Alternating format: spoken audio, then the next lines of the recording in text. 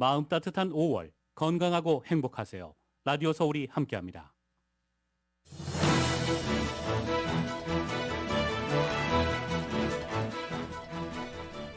어제 텍사스 유벨디의 한 초등학교에서 총기를 난사한 총격범은 18세가 되자마자 총기를 합법 구매한 것으로 나타났습니다. 범행 30분 전에 대량 유혈 살상을 예고하는 글을 온라인에 올린 것으로도 확인됐습니다. 바이든 대통령은 상식적인 총기 규제가 모든 비극을 막을 수는 없지만 상당한 영향을 줄 것으로 확신한다고 말했습니다. 일부 공화당 정치인들은 총에는 총으로 맞설 것을 주장하고 나섰습니다. 미 정부는 북한이 올해 들어 모두 23발의 탄도미사일을 발사했다며 유엔 안보리 결의 위반이라고 규탄했습니다. 유엔 안보리는 수일 내로 미국이 주도한 대북 추가 제재안에 대해 표결할 예정입니다. 메모리얼데이 연휴를 앞두고 여행 수요가 터지면서 LA 국제공항의 주차 공간이 일찌감치 메워지고 있습니다. 고속도로 순찰대는 메모리얼데이 연휴 기간 대대적인 음주운전 단속을 펼칩니다. 한인 업체들은 메모리얼데이 특수를 잡기 위해서 다양한 할인 행사들을 내세우면서 고객들의 시선 끌기에 나섰습니다. LA 카운티 내 학교에서의 코로나19 확진 사례가 증가하고 있습니다. 일주일 사이 학생과 교사 약 6천 명이 감염되면서 한 달 전과 비교해 2배 이상 늘었습니다. 북한의 탄도미사일 연속 발사에 대해 한미 군당국은 합동 사격으로 맞대응을 했습니다. 윤석열 대통령은 미국과 일본 등 주변국과 전화 협의를 하며 공동 대응 방안을 논의했습니다. 6일 지방선거가 일주일 앞으로 다가온 가운데 여야는 전국 곳곳에서 유세 총력전을 펼치고 있습니다. 후보들은 지역 맞춤 공약을 내놓으며 부동층 표심 공략에 나섰습니다. 국회의원 보궐선거 인천 계양을에서 이재명 그리고 윤형선 후보가 오차범위안에서 접전을 벌이고 있습니다. 경기 분당갑에선 안철수 후보가 우세라는 여론조사 결과가 잇따라 나왔습니다. 연방준비제도가 오늘 공개한 5월 연방공개시장위원회 정례회의 의사록에서 앞으로 몇 차례 더 기준금리를 0.5%포인트씩 올릴 것임을 시사했습니다. 오늘 뉴욕 증시는 연방공개시장위원회 정례회의 의사록 발표에 안도하며 상승했습니다. LA로는 오늘 밤은 구름 조금 끼겠습니다. 밤 최저기온 58도가량 되겠고 내일은 역시 곳에 따라 흐린 날씨가 이어지겠습니다. 내일 낮 최고기온 72도로 예상됩니다.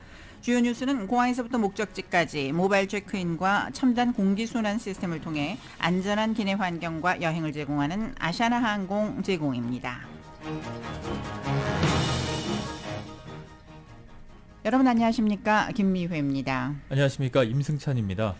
5월 25일 수요일 라디오 서울 이브닝 뉴스 1부 시작하겠습니다.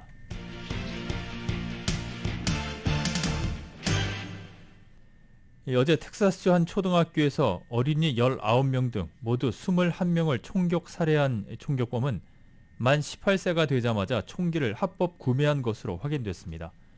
총격 희생자들은 모두 4학년 같은 반에서 나왔는데 범행 30분 전 대량 살상을 예고하는 글을 온라인에 올린 것으로도 드러났습니다. 첫 소식은 KBS가 보도합니다. 미국 텍사스의 조용한 도시 유벨디의 한 초등학교. 이번 학년도 종업식을 불과 이틀 앞두고 참사가 벌어졌습니다. 인근 고등학교에 재학 중인 셀버두어 라모스가 난사한 총에 어린이 19명과 교사 2명이 숨졌습니다. 희생자들 모두 4학년 같은 반 소속, 숨을 곳도 도망칠 곳도 없었습니다. 속수무책으로 희생됐습니다. Someone wanted to take her life. All we can hope is that she's just not a number. Hopefully something gets resolved. That's all we ask. Hopefully something gets resolved. 라모스는 18살이 되자마자 총기를 합법 구매했습니다. 생일이 현지 시각 지난 16일인데 17일과 20일에 무기 2정을 샀고 18일에는 총알 375발을 샀습니다. 범행 사흘 전에는 자신의 SNS에 무기 사진을 올렸고 주변에는 자신이 달라 보인다는 문자 메시지를 전송한 것으로 알려졌습니다. 그리고 범행 30분 전 대량 유혈 살상을 예고하는 글을 3번에 걸쳐 온라인에 올렸습니다. The first post was to the point of, he said, I'm going to shoot my grandmother. The second post was, I shot my grandmother. The third post, maybe less than 15 minutes before arriving at the school, was, I'm going to shoot an elementary school. 총으로 모장한 그는 경찰 특수기동대가 착용하는 조끼 등 전술용 장비를 착용한 채 학교에 들어가 대량 살상극을 저질렀고 국경수비대와 대치하다 사살됐습니다.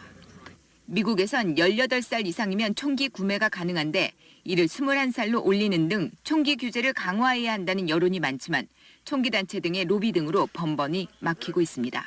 KBS 뉴스 정주주입니다. 조 바이든 대통령이 오늘 텍사스 초등학교 총기 난사 사건과 관련 상식적인 총기 규제가 모든 비극을 막을 수는 없지만 상당한 영향을 줄 것으로 확신한다고 말했습니다. 바이든 대통령은 경찰의 과잉 진압으로 사망한 조지 플로이드 사건 2주년인 오늘 백악관에서 열린 행정명령 서명식에서 총기 규제가 수정헌법 2조에 미치는 부정적인 영향은 사실상 없다면서 이같이 총기 규제 입법을 재차 촉구했습니다. 그는 18살이 상점에 들어가 전쟁용으로 설계되고 살상용으로 판매되는 무기를 살 수 있다는 것은 상식적으로 잘못됐다고 생각한다며 일어난 일들이 계속 반복되고 있다. 우리가 해야 할 일을 도대체 언제 할지에 대해 우리는 답해야 한다고 말했습니다. 바이든 대통령은 그러면서 상원의 연방 주류 담배 화기 폭발물 단속국인 ATF 국장 지명자에 대한 인준도 촉구했습니다. 그는 ATF 수장은 7년간 공석으로 있었다면서 상원은 지체 없이 인준안을 승인해야 한다고 말했습니다. 이 밖에 그는 조만간 충격과 슬픔에 빠진 가족들과 지역사회를 위로하기 위해 텍사스를 방문할 것이라고 밝혔습니다. 이번 총기 난사 사건으로 전국에서 총기 규제 필요성이 제기되면서 민주당이 입법 드라이브에 나섰지만 이번에도 상원에서 관련 입법이 통과할 가능성은 적다는 전망이 나오고 있습니다. 상원의 의사규정상의 필리버스터를 고려하면 입법을 위해선 60명의 찬성이 필요한데 공화당이 수정헌법 2조 등을 명분으로 총기 규제에 반대하고 있기 때문입니다. 척시묘 민주당 상원 원내대표는 전염병처럼 퍼지는 총기 폭력을 막기 위한 입법에 협조할 공화당 동료가 10명이 없다는 것은 국민들이 받아들일 수 없을 것이라면서 만약 초당적 법안이 안 된다면 자체적인 입법을 추구할 것이라고 말했습니다. 하지만 공화당 상원 원내대표인 미치 매코넬 의원은 입법 가능성에 대한 질문에 공개적으로 답변한 것을 거부했습니다. 공화당은 신원조회를 강화해도 총기 폭력 사건을 다 차단할 수는 없다고 보고 있으며 나아가 신원조회를 확대하는 것이 결국 헌법상의 총기 소유 권한을 약화할 수 있다고 우려하고 있습니다. 한편 21명의 목숨을 앗아간 이번 텍사스주 초등학교 총격 참사에 일부 공화당 정치인들이 총에는 총으로 맞설 것을 주장하고 나섰습니다. 켄 팩스턴 텍사스주 법무장관은 보수 매체 뉴스맥스와의 인터뷰에서 교사와 교직원들이 훈련을 받고 무장하면 생명을 구할 수 있을 것이라고 말했습니다. 공화당 테드 크루즈 상원 의원도 CNN 방송에 출연 총기 소유권 규제는 효과적인 대책이 아니라며 학교에 더 많은 경찰관을 배치해야 한다고 촉구했습니다. 크루즈 의원은 아이들을 안전하게 지킬 수 있는 가장 효과적인 수단은 교정에 더 많은 무장 경관들을 두는 것이라는 사실을 과거의 경험들로부터 배웠다고 말했습니다. 하지만 더 강한 총기 규제를 촉구하는 민주당은 교사를 무장시키거나 무장 경관들을 학교에 더 많이 배치하는 방안에 반대하고 있습니다. 2024년 대선 재선을 노리면서 공화당 내 정치적 영향력을 과시하고 있는 도널드 트럼프 전 대통령이 중간선거를 앞두고 실시 중인 프라이머리에서 쓴 맛을 봤습니다. 최대 관심지역 가운데 하나인 조지아주 공화당 경선에서 자신이 밀었던 후보가 잇따라 패배하면서 킹메이커 트럼프라는 자신의 브랜드에 큰 상처가 됐습니다. 어제 치러진 공화당 조지아주 주지사 후보 경선에선 현직인 브라이언 캠프 주지사가 트럼프 전 대통령이 공개 지지 의사를 밝힌 데이비 퍼듀 전 상원 의원을 꺾었습니다. 캠프 주지사는 한때 트럼프 전 대통령의 정치적 운명 공동체였던 마이크 펜스 전 부통령의 지지를 받아 이번 조지아 주지사 경선은 트럼프와 펜스의 대리전으로 불렸는데 이 대결에서 트럼프가 진 것입니다. 트럼프의 패배는 여기서 그치지 않았습니다. 조지아주의 선거무를 총괄하는 주 국무장관 후보 경선에서 현직인 브래드 레펜스퍼거 국무장관이 조디 하이스 연방 하원의원의 큰 도전을 큰 표 차이로 제치면서 공화당 후보로 재선에 나서게 됐습니다. 미국 정부가 북한이 올해 들어 모두 23발의 탄도미사일을 발사했다며 유엔 안보리 결의 위반이라고 규탄했습니다. 그러면서도 코로나19 확산에 따른 대북 인도적 지원 입장에는 변함이 없다고 확인했습니다.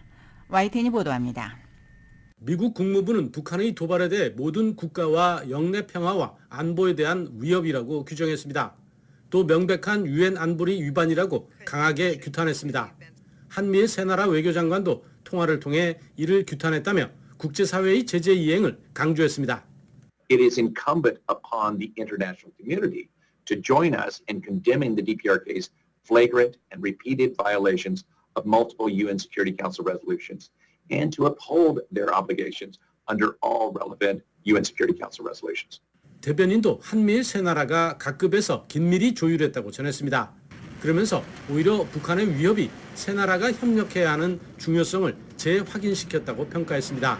The Secretary noted our commitment to the defense of our treaty allies and affirmed the importance of continued close trilateral cooperation on the threat that is posed by the DPRK. 다만 이번 도발이 북한에 대한 코로나19 백신 등 인도적 지원에 미칠 영향과는 별개라고 선을 그었습니다.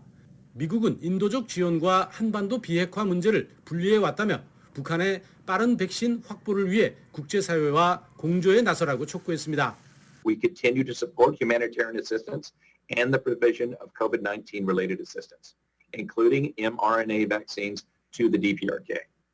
또 한미 두 정상이 확장 억지와 한반도 비핵화라는 전략적 목표 달성을 다시 확인했으며 완전히 보조를 맞추고 있다고 설명했습니다. 특히 두 정상은 외교적 길이 열려 있고 북한의 대화를 촉구했다며 미국의 대북 정책은 외교가 우선임을 다시 확인했습니다. 워싱턴에서 YTN 강태욱입니다. 유엔은 북한의 대륙간 탄도미사일 ICBM 추정체를 포함한 탄도미사일 3발을 발사한 데 대해서 유감을 표시했습니다. 스테판 듀자릭 유엔 대변인은 오늘 기자들과 만나서 북한의 미사일 발사에 대해 이같이 밝히고 지역적, 국제적 긴장만 고조시키는 역할을 할 것이라고 말했습니다. 듀자릭 대변인의 이 같은 발언은 북한의 탄도미사일 발사에 대한 유엔의 기존 입장을 재확인한 것입니다. 유엔 안전보장이사회가 수일 내로 미국이 주도한 대북 추가 제재안에 대해 표결할 예정입니다. 로이터 통신은 오늘 미 행정부 고위 관계자가 이같이 밝혔다고 전했습니다. 앞서 지난 3월 미국은 북한이 대륙간 탄도미사일을 발사한 이후 대북 원유, 정제유 수출량을 각각 연간 200만 배럴과 25만 배럴까지 절반으로 축소하는 새 결의안을 마련해 안보리 이사국들과 논의해왔습니다.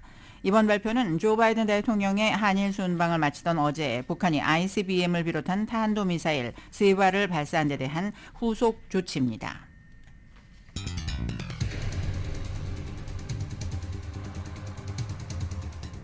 라디오 서울 이브닝 뉴스 1부 이 시간은 LA와 가든그로브 두 곳에서 모시는 금강안경 검안과 1250만 불 교통사고 최고보상 교통사고 전문 천재 변호사 리차드 호프만, 주류 언론과 유명 인사들을 감동시킨 미주 판매 1위 카후나 마사지 체어, 한인기업의 자랑 카후나 마사지 체어, 온오프 PRGR, 야마하 폴틴, MU 스포츠, 전 미국 독점 총판, 올림픽 골프에서 함께 마련합니다.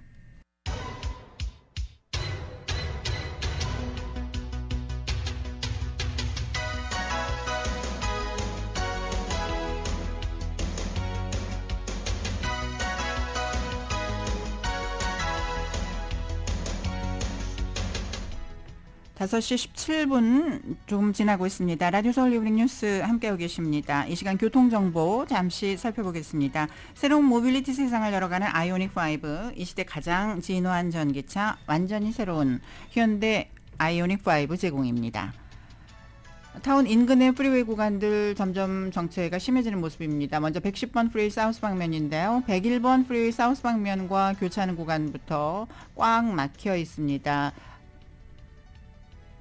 5마일에서 7마일 정도로밖에 움직이지 못하면서 정체 길게 이어지고 있습니다. 51가 직전까지 정체는 계속되고 있습니다.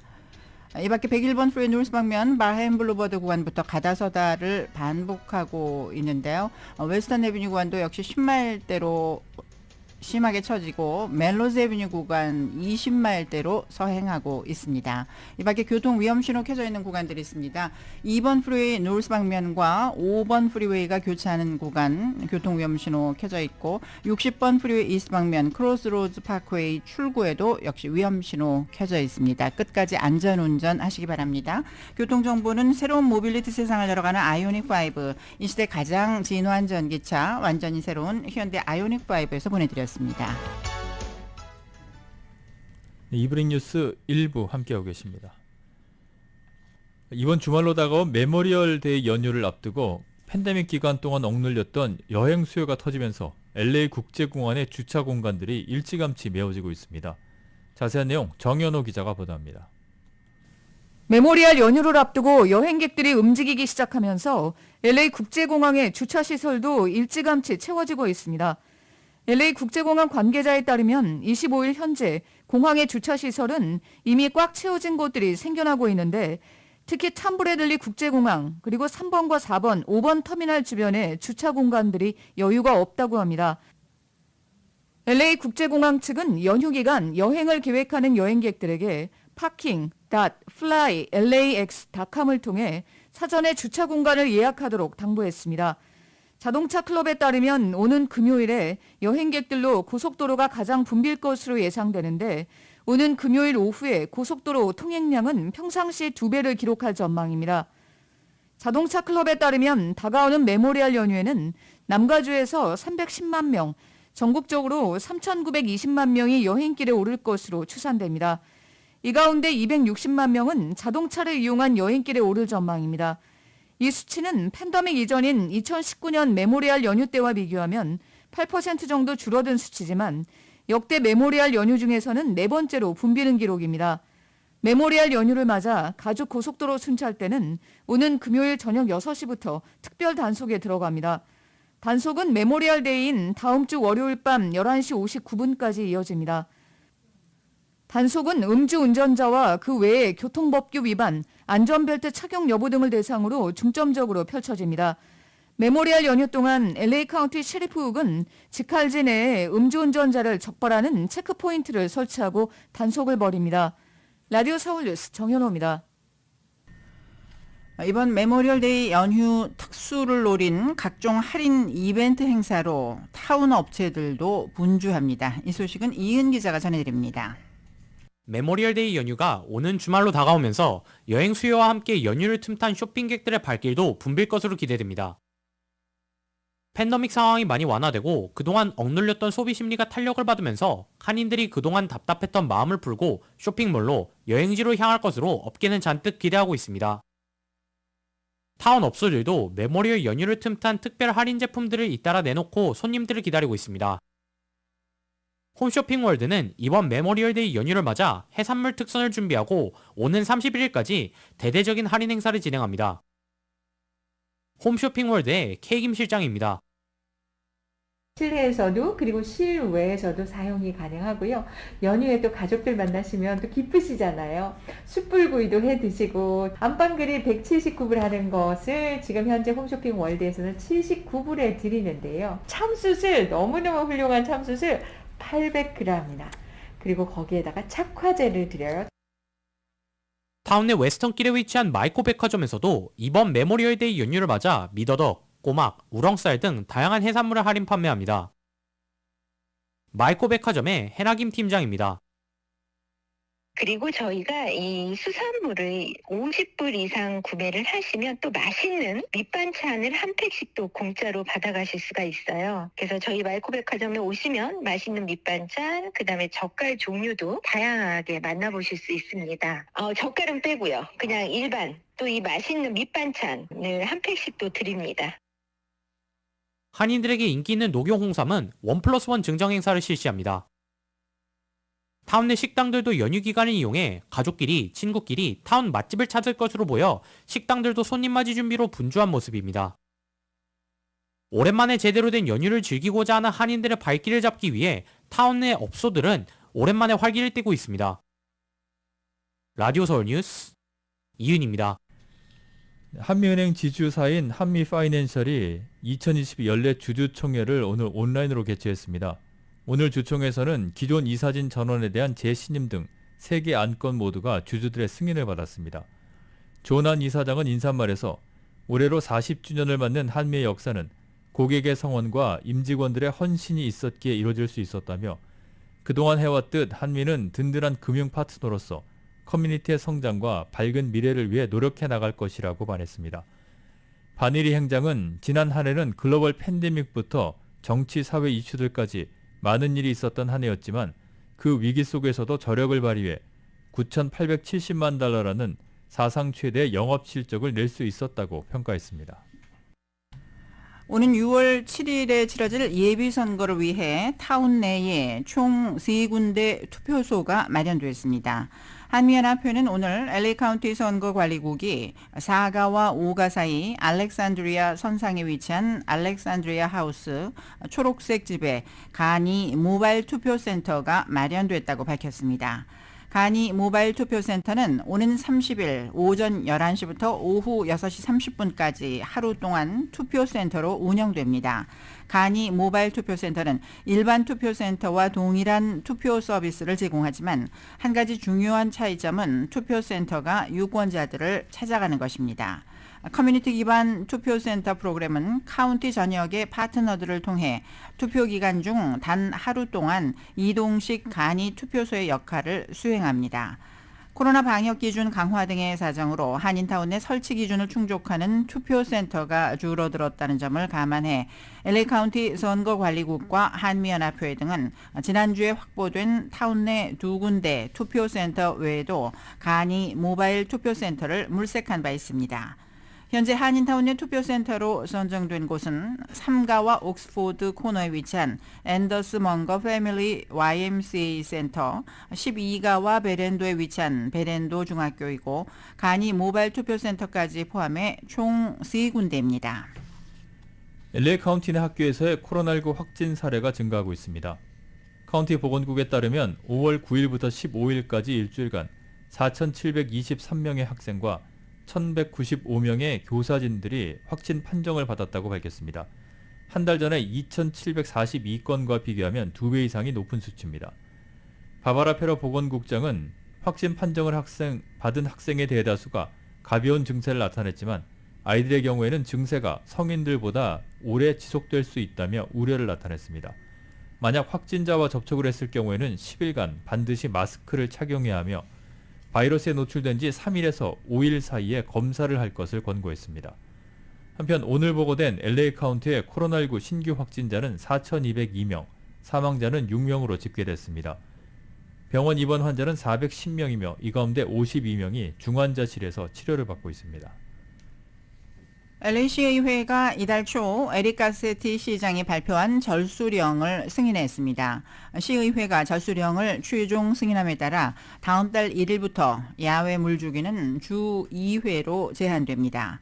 홀수 주소지는 매주 월요일과 금요일, 짝수 주소지는 목요일과 일요일에 물주기가 가능합니다.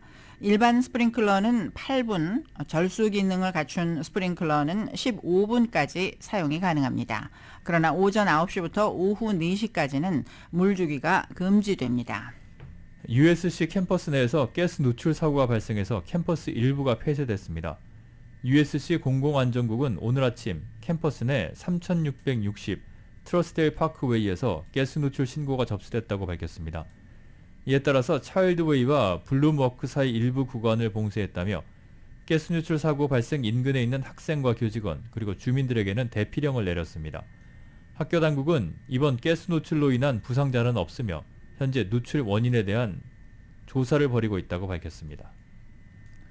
개솔린 가격 하락세가 이어지고 있습니다. 트리플A는 오늘 LA의 개솔린 평균 가격은 어제보다 0.6센트 떨어진 갤런당 6달러 9.1센트라고 밝혔습니다. 하루 0.6센트 하락은 지난 4월 27일 이후에 가장 큰 하락폭입니다. 오렌지 카운티 지역 개솔린 평균 가격도 4월 26일 이후 가장 큰 0.9센트가 하락하면서 갤런당 6달러 6.1센트를 기록 중입니다. 제77회 미국 생식의학회가 차광열 줄기세포상 9번째 수상자로 5번 대학교의 해부학, 생리학, 양리학과 레이첼 웨스트 교수를 선정했다고 차병원 그룹이 밝혔습니다.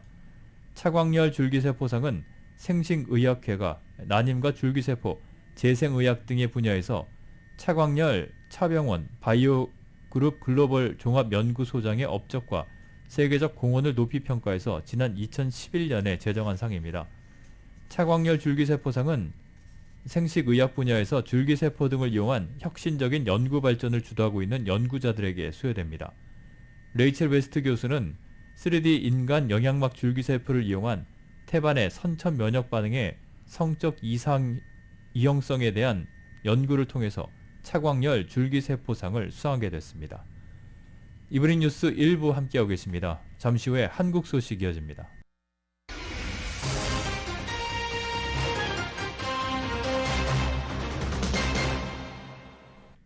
네, 이브닝 뉴스 1부 함께하고 계십니다. 한국 소식입니다.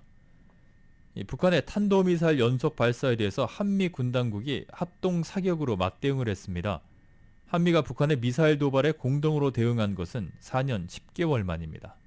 이 소식은 KBS가 보도합니다. 우리 군의 지대지 미사일 현무2에 이어 미군이 보유한 전술 미사일 에이테크스 한 발이 목표를 향해 날아갑니다.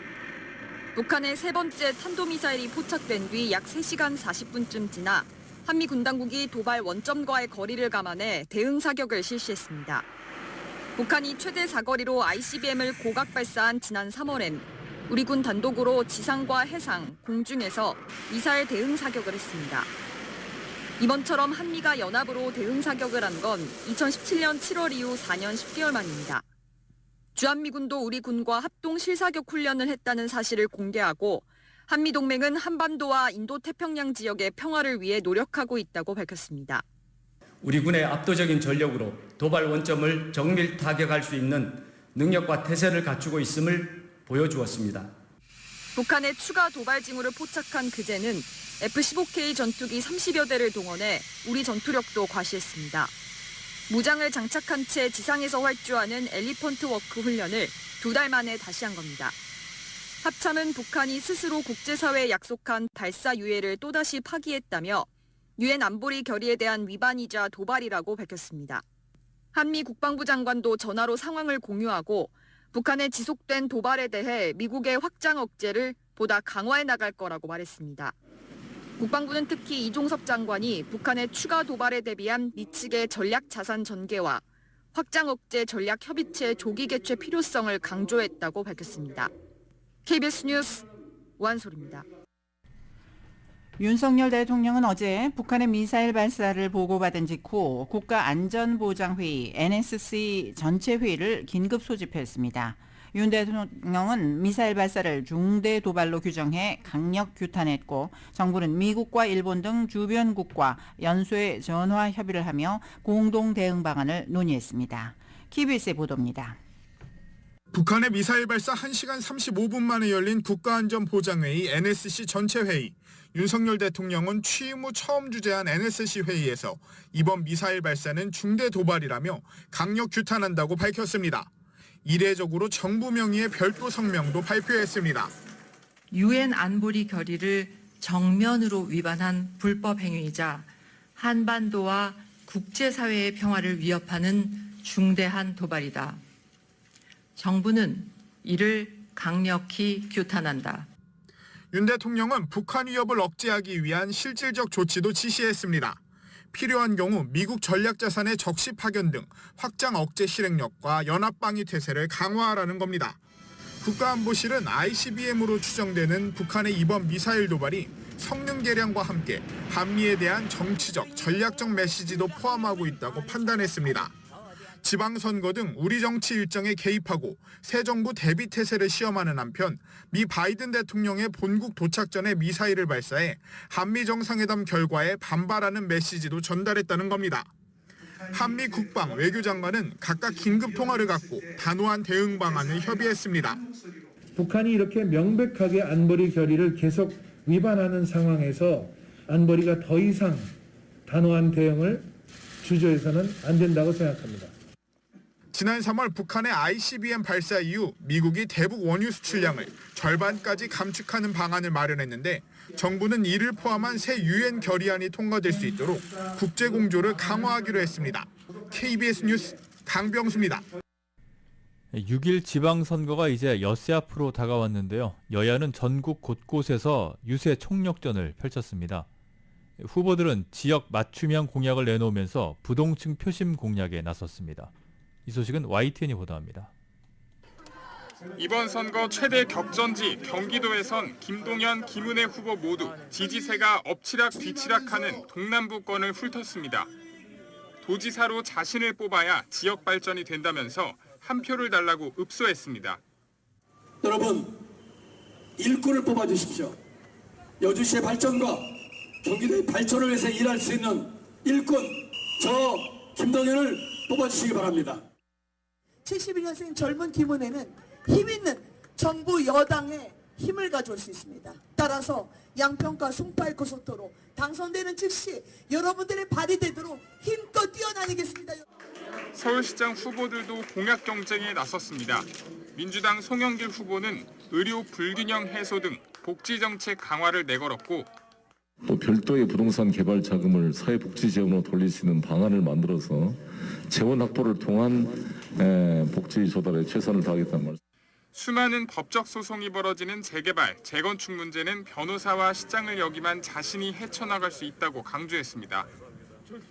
국민의힘 오세훈 후보는 2030년 서울 글로벌 5대 도시 도약을 목표로 제시했고 뉴욕, 런던, 도쿄 못지않은 글로벌 선도 도시로 거듭날 것입니다. 전통시장을 찾아서는 지역 경제 활성화를 약속하며 지지를 부탁했습니다. 인천 계양을 보궐선거에 나선 이재명 후보는 예상 밖 고전 속에서 SNS를 통해 지역 연고자가 아닌 능력론자를 뽑아달라고 호소했고 이에 맞서 국민의힘은 이준석 대표가 윤영선 후보의 선거운동원으로 직접 등록하며 힘을 실었습니다. 경기 분당갑에선 민주당 김병관 후보와 국민의힘 안철수 후보 모두 바닥 민심 다지기에 집중했습니다. YTN 김승환입니다. 일주일 앞으로 다가온 6일 국회의원 보궐선거 인천 계양을 지역구에 출마한 더불어민주당의 이재명 후보와 국민의힘 윤형선 후보가 5차 범위 안에서 접전을 벌이고 있고 경기 성남 분당갑에선 국민의힘 안철수 후보가 우세라는 여론조사 결과가 잇따라 나왔습니다. 한국갤럽이 지난 23일부터 이틀 동안 인천 계양을 유권자들을 조사한 결과 이재명 후보의 지지율은 45.5%, 윤형선 후보는 44.3%로 5차 범위 내 접전 양상을 보였습니다. 성남 분당갑의 경우 민주당 김병관 후보가 32.4%, 안철수 후보가 62.3% 지지율을 얻어 안 후보가 5차 범위 크게 벗어나는 격차로 앞섰습니다. 한국리서치가 KBS 의뢰로 같은 기간 인천 계양을 유권자들에게 물었더니 이재명 후보 42.5%, 윤형선 후보 42.7%로 두 후보 사이 격차가 5차 범위 내인 0.2%포인트에 불과했습니다. 한편 이번 지방선거의 승부를 가른 핵심 변수는 각자의 지지층을 얼마나 투표장으로 오게 하는지입니다. 여야 모두가 각각 자만하지 말자, 포기해서는 안 된다고 강조하면서 투표율을 끌어올리는데 사활을 건 이유입니다. 이 소식은 YTN이 보도합니다. 일주일 앞두고 국민의힘 지도부는 격전지이자 캐스팅보트로 꼽히는 충청권으로 총출동했습니다. 충청의 아들을 내세운 윤석열 정부가 충남에 아낌없는 지원을 약속했다며 지역 표심을 한껏 자극했습니다. 충남의 중단 없는 발전을 위해 가지고 저희가 지역 발전 공약들을 세심하게 준비했습니다. 무엇보다도 많은 관심사를 갖고 있는 교통 공약들. 그러면서도 섣부른 낙관은 곧 패배라며 내부 단속을 빼놓지 않았습니다. 민주당보다 상대적으로 조직력이 약하다고 평가받는 만큼 지지자 한 명 한 명이 꼭 투표장에 나가야 한다는 겁니다. 지난 대선에서도 여론조사에서는 일정 부분 앞섰으나 막상 결과는 0.7% 차이로 신승했습니다. 자만하는 자는 패배합니다. 여론조사가 투표로 이어져야 승리합니다. 반대로 민주당은 포기해선 안 된다는 메시지를 내놓고 있습니다. 최근 열세를 보이는 여론조사를 의식한 듯 투표를 독려하며 역시 지지층 결집에 주력했습니다. 편향된 언론 환경과 정확하지 않은 여론조사도 국민의 선택을 혼란스럽게 하고 있습니다. 그러나 아무리 어렵고 힘들어도 결코 실망하거나 포기하지 않겠습니다. 또 상대적 열세로 꼽히는 강원 지역과 최대 승부처인 경기 지역을 찾아 지역 유세에 힘을 보탰습니다. 특히 윤석열 정부 견제론을 강조하며 다수 의석을 차지한 원내 일당으로서 지역 공약을 해결할 민주당을 선택해달라고 호소했습니다. 민주당은 기나긴 코로나 협곡에서 국민을 도우며 함께 건너왔습니다. 이제 국민께서 더 나은 인물과 미래를 투표로 선택하실 때입니다. 여야 지도부 모두 격전지에서 승기를 잡아 전체 판세를 유리하게 끌고 가겠다는 전략인데 더 많은 지지자를 투표장으로 끌어들이기 위해 막판 총력전이 펼쳐질 것으로 보입니다. YTN 엄윤주입니다. 라디오 서울 이브닝 뉴스 함께하고 계십니다. 5시 43분 조금 지나고 있습니다. 잠시 후에는 경제 소식 간추려드립니다.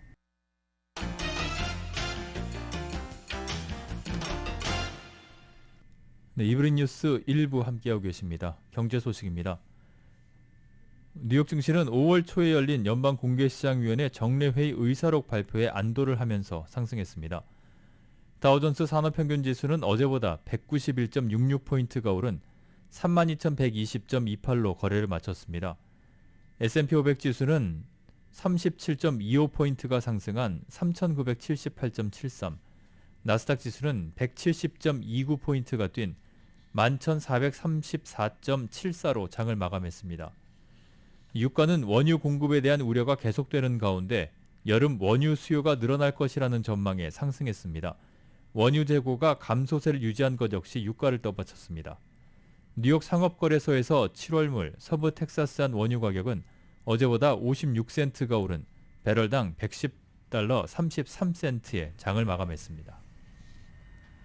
연방준비제도가 이달 초에 열린 통화정책회의에서 기준금리를 0.5%포인트 인상하는 이른바 빅스텝을 밟았었습니다.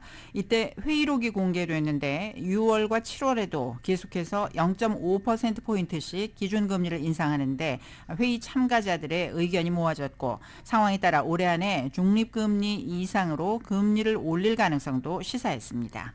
KBS가 전합니다. 미국 연방준비제도가 적어도 앞으로 열릴 두 번의 통화정책회의에서 계속해서 0.5%포인트씩 기준금리를 올리겠다고 예고했습니다.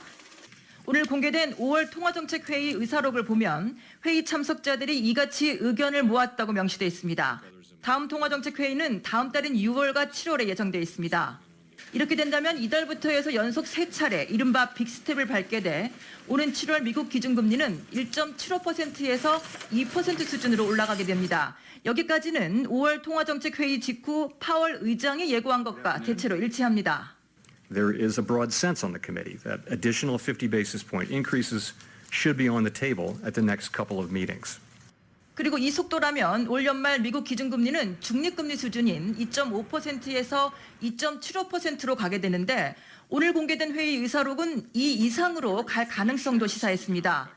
회의 참가자들은 물가 상승률을 2% 수준으로 끌어내리기 위해선 연준의 통화 정책이 경기나 물가에 영향을 주지 않는 중립 수준을 넘어서야 할 수도 있다고 언급한 것으로 나타났습니다.